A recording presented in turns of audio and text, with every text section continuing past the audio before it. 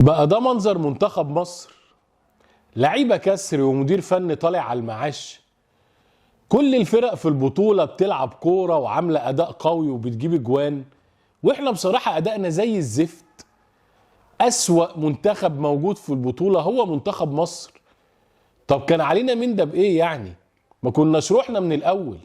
هو في حد غاصبنا مثلا؟ على الاقل كنا حافظنا على الهيبه والشكل بتاع تيشيرت منتخب مصر يا جماعه. رايحين نجيب كابتن حلمي طولان اللي هو عايش على ذكريات حرس الحدود في 2005 من 20 سنة. الراجل نسي التدريب وراح يلم الكسر بتوع الدوري، مع احترامي يعني مصطفى سعد ميسي ومش عارف واسلام عيسى ومش عارف غنام ورجب نبيل وحاجات يعني فوق الوصف. رايحين باللعيبة دي نلاعب المغرب وتونس والجزائر والسعودية والبحرين والعراق والأردن باللعيبة دي. يعني الموضوع بصراحة غريب جدا. لو في تفكير وفي عقل وفي تخطيط بصراحة في الكرة المصرية بالنسبة للمدير الفني، كنت جبت واحد من اللي شغالين دلوقتي في الدوري ايده ورجله في الملعب وفكره شغال، وحد من الشباب. كنت جبت علي ماهر، جبت مجدي عبد العاطي، جبت المدير الفني بتاع وادي دجلة يمسك يا دوب المنتخب في البطولة دي. كنت هتشوف روح وأداء وأفكار وحاجة مختلفة تماما. ولو في تخطيط كنت قسمت المنتخب ده تلت للمنتخب بتاع الشباب اللي هو تحت 20 سنة لعب كاس العالم مع كابتن أسامة نبيه، وتلت تاني من المنتخب بتاع 17 سنة اللي لعب كاس عالم مع كابتن أحمد الكاس، والتلت التالت يكون اللعيبة الخبرات واللعيبة الكبيرة من الدوري. على الأقل كان المنتخب الأول قدام استفاد من اللعيبة دي. لكن أنا المنتخب هيستفاد من اللعيبة اللي موجودة دلوقتي دي في حاجة؟ ولا حاجة، كلها لعيبة تعبانة لا تصلح أساسا إنها تروح المنتخب الأول. وفي لعيبة خلاص كبرت وشطبت زي السولية وزي النني. لكن أنا لو كنت عملت الفكرة دي، خدت مثلا المنتخب بتاع كابتن أسامة نبيه محمد عبد الله لاعب النادي الأهلي، كنت خدت عمر سيد معوض، كنت خدت عمر خضر اللي بيلعب في أستون فيلا، كنت خدت قباقة من نص الملعب، كنت خدت المدافع أحمد عبدين، لعيبة لسه صغيرة.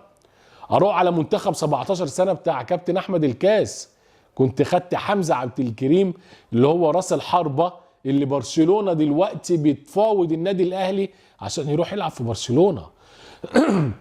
17 سنة. كنت خدت بلال عطية، كنت خدت مجموعة من اللعيبة موجودة كتيرة قوي يا جماعة. على الأقل لو رحت هناك ولعبت البطولة كانت الفرق هناك هتحترمنا.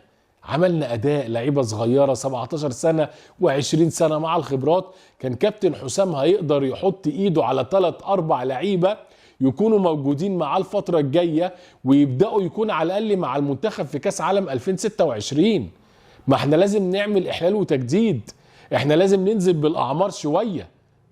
ده حتى كابتن حلمي طولان اللي هيجننك لما تبص في التشكيل حاطط لك غنام محمد وعمرو السولية والنني التلاتة في نص الملعب أداء واحد، وحاطط اتنين زي النني والسولية لعيبة كبيرة في السن موقعين الدنيا في نص الملعب.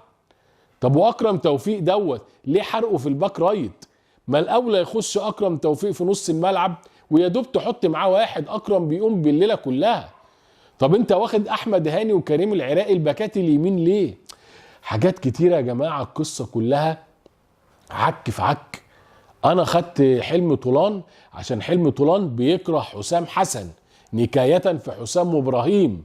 انا رحت جبت احمد حسن وعصام الحضري عشان هما ما بيحبوش حسام حسن، وكل شوية نفتح الموبايل ونعمل فيديوهات ونقعد نلقح على كابتن حسام وابراهيم.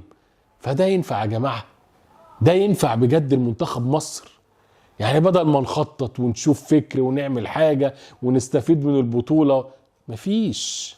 سمك لبن تمر هندي يا جماعة. بصوا على المغرب، غيروا من المغرب. الناس هناك بتخطط من سنين وبتشتغل وبتجتهد والوقت بتحصد النتائج. منتخب نصف نهائي كاس عالم للكبار، منتخب خد كاس عالم للشباب، حتى في المحليين خدوا كاس الامم للمحليين، حتى على مستوى فرق السيدات خدوا كاس الامم افريقيا للسيدات. مش سايبين حاجه في افريقيا ولا عالميا الا ما عملوها. واحنا هنا لسه اصل حسام حسن مش عارف ما بيحبش حلمي طولان، وحلمي طولان حسام ما بيعرفش يدرب، وكله عك في عك.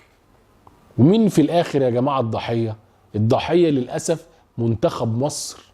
احنا لا في تخطيط ولا في تنظيم ولا في بلان بنعمله للمستقبل. احنا يا جماعه كله ماشي بالصدفه وكله ماشي بالاجتهاد. منتخب شكله يحزن، شكله وحش في البطوله بصراحه. الفرق عماله كده، الجزائر كسبانه 5، الاردن كسبت ماتشين ورا بعض، السعوديه كسبت ماتشين، ناس عماله تلعب وناس عماله تفرجنا على كوره، واحنا رايحين جايبين الكناسه والجايبين الفرز الثالث بتاع الدوري نلعب بيه عشان نجيب للناس عقم وهي بتتفرج ونسد نفسها عن لعبه كره القدم. في النهايه بحب اشكر حضراتكم. كان معكم عمرو مصطفى نسر الجزيره، وفي الختام احلى سلام.